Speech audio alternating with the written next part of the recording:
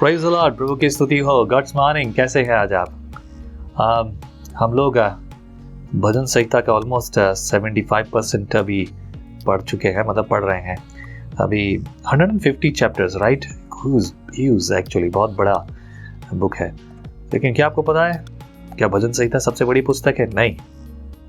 कौन सी सबसे बड़ी पुस्तक है? मैं कमेंट में सुनना चाहूँगा। क्या भजन संहिता या कोई और है? कमेंट में लिख के बताइए। वैसे कमेंट वाली बात मुझे पसंद नहीं है, बट लेट्स हैव फेलोशिप, संगति करेंगे। आज पढ़ेंगे भजन संहिता और उसका 93 और 93 में इस प्रकार से लिखा है। यहोवा राजा है, उसने महात्मा का पहरावा पहना है। यहोवा पहरावा पहने हुए और सामर्थ का फेटा बांधे है। इस कारण जगत स्थिर है, वह नहीं टलने का। हे यहोवा, तेरी राजगद्दी अनादि काल से स्थिर है, तू सर्वदा से है। हे यहोवा, महानदों का बड़ा शब्द हो रहा है, महानद गरजते हैं महासागर के शब्द से और समुद्र की महातरंगों से। तो विराजमान यहोवा अधिक महान है, तेरी चितौनियां अति विश्वास योग्य है। हे यहोवा, तेरे भवन को युग युग पवित्रता ही शोभा देती है। हालेलुया। बहुत छोटा सा ये अध्याय है एंड आई मीन भजन है, और इसमें यहोवा का प्रताप।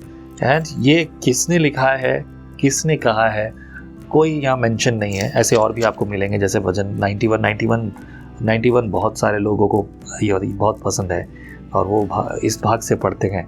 कुछ लोगों को देखा गया अक्सर भजन 91 पढ़ लो, कभी ये कर लो।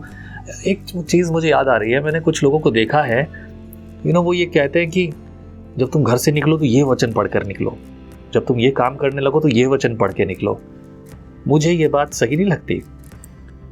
क्या हमारा परमेश्वर का वचन, ये वचन इस परिस्थिति के लिए सही है और वो वचन उस परिस्थिति के लिए सही है, या कुछ नया? क्या वो मंत्र समान है?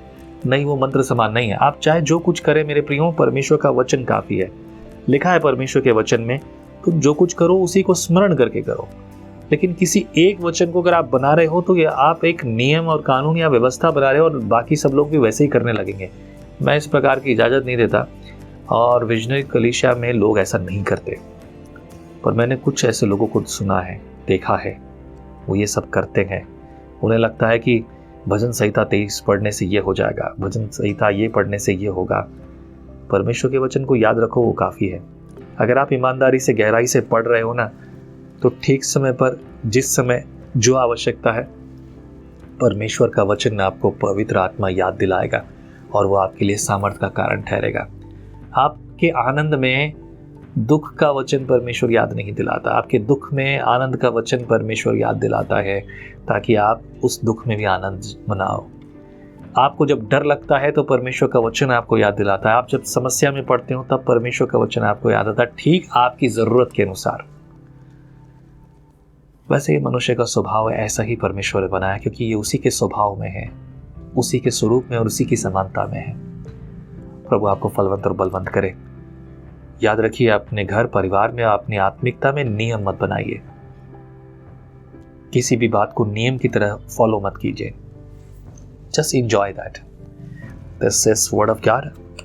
Also this word of God is chewable, यानी कि इसे खाने वाला है ये वचन, इसे खाया जा सकता है। ये स्वर्गीय मन्ना है, स्वर्ग से आया हुआ। तो इसे खाओ, इसे अपने सीने में लगाओ और इसे दिल से खाओ। मैं कुछ लोगों को देखा है, बाइबल खोलते हैं तो हिंदुओं के समान, यदि आप आदर के लिए कर रहे हैं इट्स ओके, बट आप जो कर रहे हो बाकी सब भी यही करने लगेंगे। दे जस्ट डू दिस, क्योंकि वो सोचते हैं ऐसा करने से आशीष मिलेगी। नहीं, इस वचन को दिल में रखने से, दिल में इसको अपने जीवन में रखकर इसी के अनुसार जीने से आपको आशीष मिलेगी। मुझे लगता है कि ये हम सबको सीखने की जरूरत है। आप औरों को प्रेरित कीजिए प्लीज इस बारे में, क्योंकि कलीसिया की ये छोटी छोटी बातें जो हैं अक्सर लोगों को अलग ले जाती हैं, पर ये अपने जीवन से सिखाने वाली बातें हैं।